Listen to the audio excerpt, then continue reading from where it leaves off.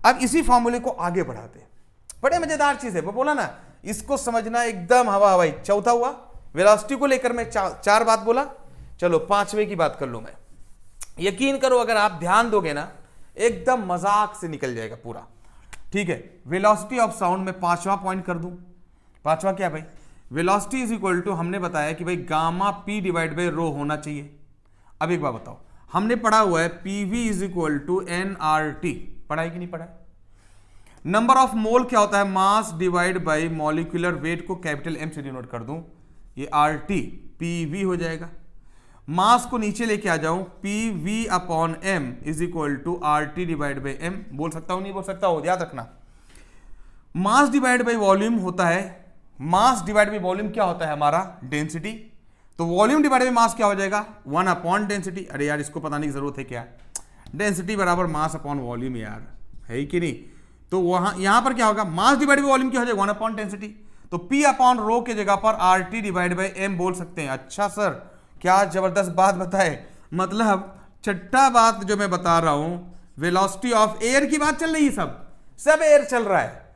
वो जनरल एक बात पहले मैंने बताया, बाद में सिर्फ एयर की बात कर रहा हूं, बाद में सिर्फ मैं एयर की बात कर रहा हूं। एयर की बात करेंगे तो P by rho gamma P रहेगा साथ में से, याद रखना।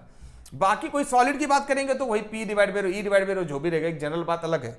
तो वेलोसिटी ऑफ एयर की बात हम लोग अगर कर रहे हैं तो क्या हो जाएगा हमारा, क्या हो जाएगा भाई, P डिवाइड बाई रो को हम लोग gamma P divide by rho, तो P डिवाइड बाई रो को क्या लिख सकते हैं, RT divide by M molecular weight. याद रखना बहुत इंपॉर्टेंट फॉर्मूला है ये। वेलोसिटी ऑफ एयर होता है gamma RT divide by M, जहां पर T हमारा क्या है, टेम्परेचर, केल्विन में हमेशा रहेगा, M मॉलिक्यूलर वेट, गामा क्या है, एडियाबेटिक इंडेक्स। अब काइनेटिक थ्योरी ऑफ गैसेस को समझना पड़ेगा कि मोनो के लिए क्या होता है एडियाबेटिक इंडेक्स, डाई के लिए क्या, ट्राई के लिए क्या, वो याद रखना पड़ेगा आपको। ठीक है, नाइट्रोजन बोलेगा, हीलियम बोलेगा, तो आपको याद रखना पड़ेगा। काइनेटिक थ्योरी ऑफ गैसेस जाके पढ़ लो, मैंने बहुत अच्छे तरीके से समझाया है। ठीक है, मैंने उसको बता चुका हूं।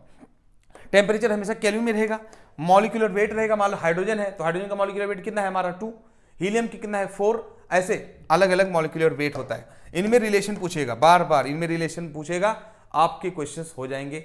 इस पर क्वेश्चन आते हैं, याद रखना।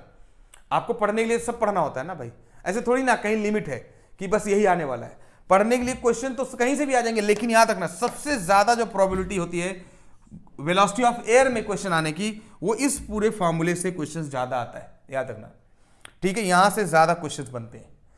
अब यहां पर एक चीज याद रखना कि टी टेम्परेचर है केल्विन में, मॉलिक्यूलर वेट है, गामा हमारा क्या एडियाबेटिक इंडेक्स है। ओके, ये बात तो समझ में आ गया।